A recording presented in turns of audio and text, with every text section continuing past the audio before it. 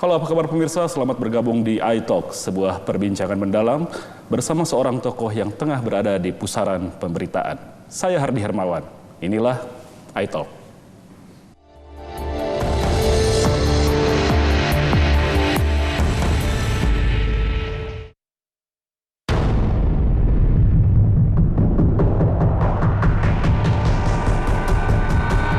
Jalan panjang konflik internal di tubuh Partai Golkar tampaknya sudah berakhir.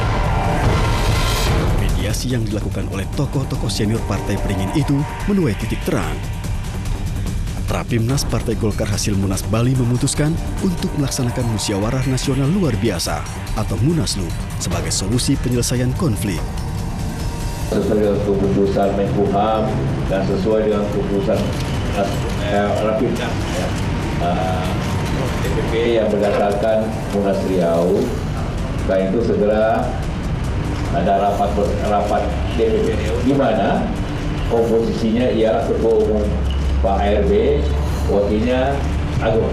Jadi sudah satu nih, tidak ada lagi kita pikir dulu dan kita mempersiapkan Golkar yang baik ke depan.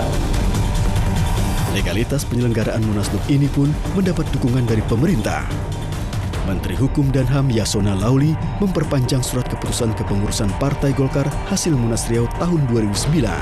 Mengesahkan kembali susunan komposisi dan personalia Dewan Pimpinan Pusat Partai Golongan Karya hasil Musyawarah Nasional Riau tahun 2009 dengan masa bakti 6 bulan. Dukungan pemerintah ini juga mendapat imbal balik dari Partai Golkar kubu Abu Rizal Bakri.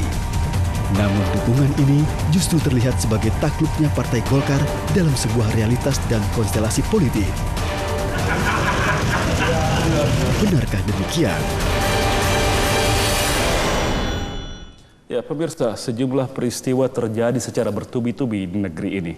Tapi politik dalam negeri juga memperlihatkan dinamikanya yang tersendiri. Termasuk di dalamnya adalah dinamika di Partai Golkar yang beberapa waktu lalu mengadakan rapat pimpinan nasional yang menghasilkan keputusan untuk mengadakan musyawarah nasional luar biasa.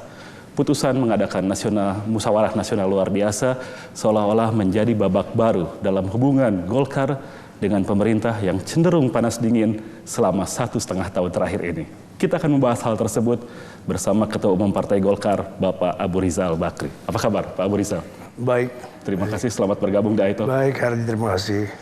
Pak, Munaslup diputuskan akan dilaksanakan dalam waktu dekat berdasarkan Rapimnas. Betul. Kami melihat seolah-olah Bapak mengalah dengan menyetujui adanya Munaslup ini.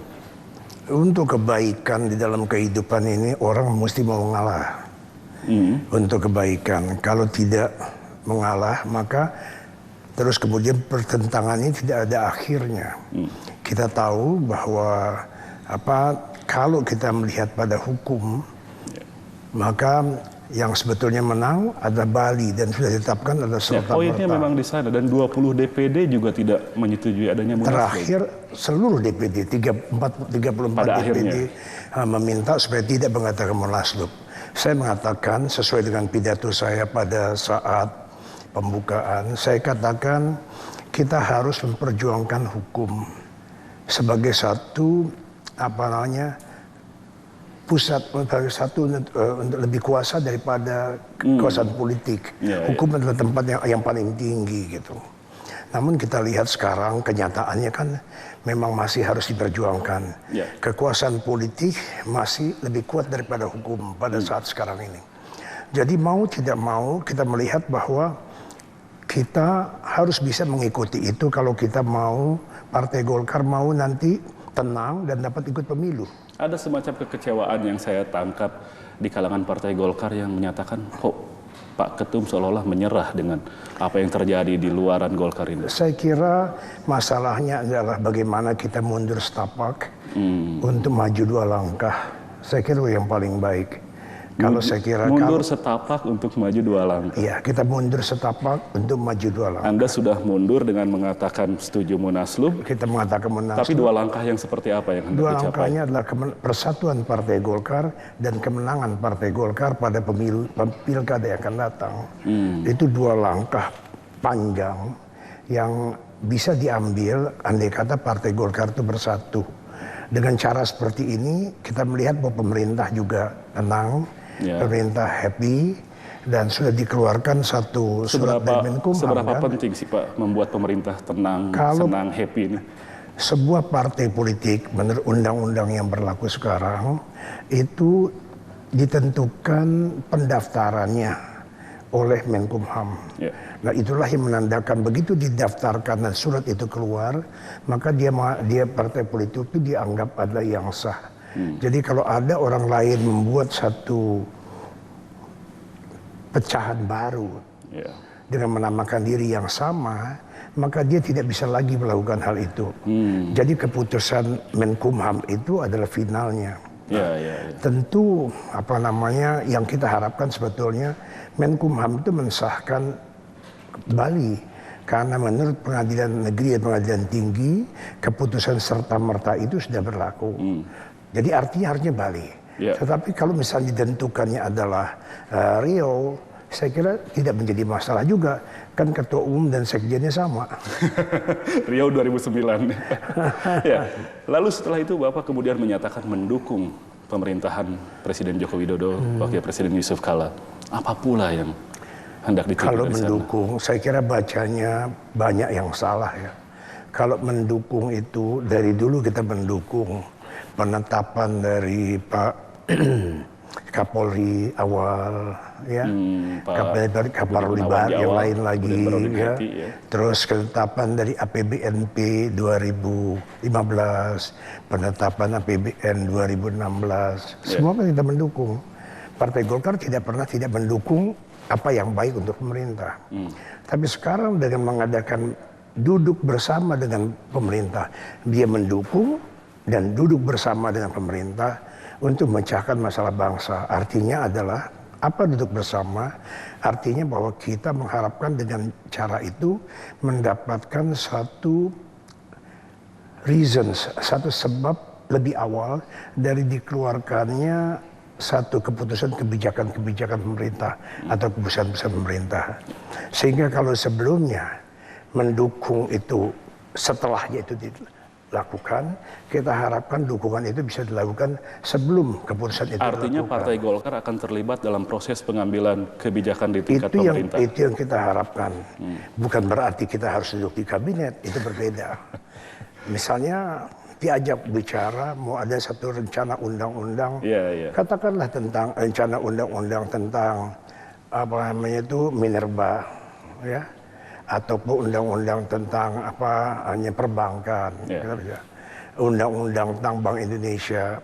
Kita pengen diskusi pendapat-pendapat kita yang sebaiknya bagaimana, gitu. Mekanisme selama ini apa yang Bapak bayangkan pendapat Partai Golkar kemudian bisa diakomodasi di sana? Kenapa? Mekanismenya akan seperti apa yang Bapak bayangkan kalau bukan masuk ke dalam kabinet? Rapat. Tidak perlu di kabinet kan? Kalau misalnya kalau kita lihat kan, apakah Pak Surya Paloh ada di kabinet? Kan enggak.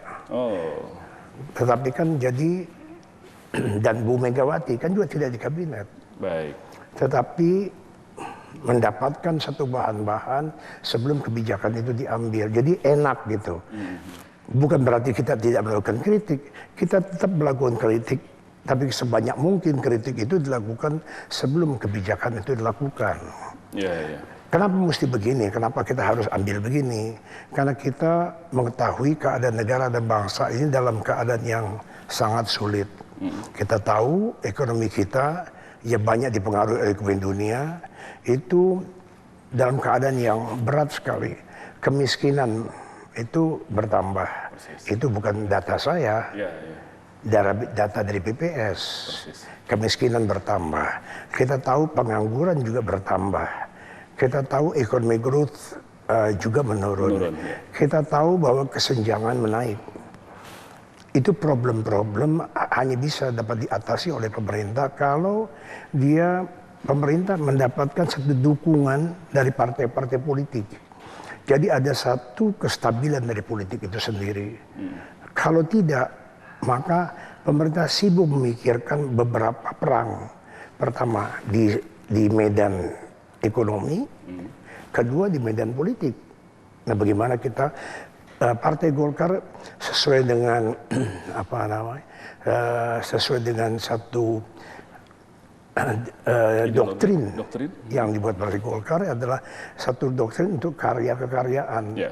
Jadi kita mendukung pemerintah untuk dapat berhasil. Apakah rencana untuk rakyat lebih baik. Apakah rencana Pak Abu Rizal yang sedemikian itu sudah terkomunikasikan juga dengan pihak pemerintahnya? Jelas sudah. Bagaimana respon mereka, Pak? Baik, respon mereka baik. Artinya akan lancar baik. Rencana untuk ya, insya Allah. Seperti itu. Kalau lancar nggak lancar yang tahu Tuhan. Tapi kan itu mungkin bisa diindikasikan dengan hadirnya Pak Wapres Yusuf Kala dan 3 menteri dalam Rapimnas kemarin. Iya, jadi mereka mendukung keputusan itu. Gitu. Saya nggak tahu kalau saya mengatakan kepada teman-teman daerah, baiklah jika karena kalian tidak menghendaki adanya Munas luar biasa atau Munas sebelum 2019, maka saya ikut pada pendapat kalian. Ternyata? Kalau saya lakukan itu, saya juga nggak tahu apakah pemerintah akan datang atau enggak. Tapi ternyata kemudian pemerintah mewakilkan datang. Karena kita mengatakan ada Munaslup. Rapimnas. Padahal pada waktu itu semua mengatakan nggak setuju. Saya bujuk mereka dengan halus, dengan risikonya seperti ini. Mereka tanya, apa jaminannya? Saya katakan Pak Luhut sama Pak Laudi datang, ya saya jaminan tertulis tidak ada. Tapi rasa saya akan bisa ini. Wah masih keras sebagainya. Tapi akhirnya mereka sepakat dan kata-katanya adalah menyerahkan sepenuhnya kepada Pak Abu Rizal Bakri. Gitu. Dan dengan begitu saya katakan, karena kalian menyerahkan kepada saya, maka saya memutuskan, maka kita akan ada Rapimnas. Ada Munas luar biasa. Dan Pak Abu Rizal. Nah, dengan begitu kita lihat pemerintah mengirim 3 menteri, Menteri Dalam Negeri, Hukum HAM dan Polhukam, Politik Hukum dan Keamanan, serta kemudian Pak Wakil Presiden juga hadir di situ. Nah, bukankah ini solusi yang baik bagi Partai Golkar dan bagi negara Indonesia? Tapi apakah itu juga menimbulkan semacam pertanyaan bagi Koalisi Merah Putih?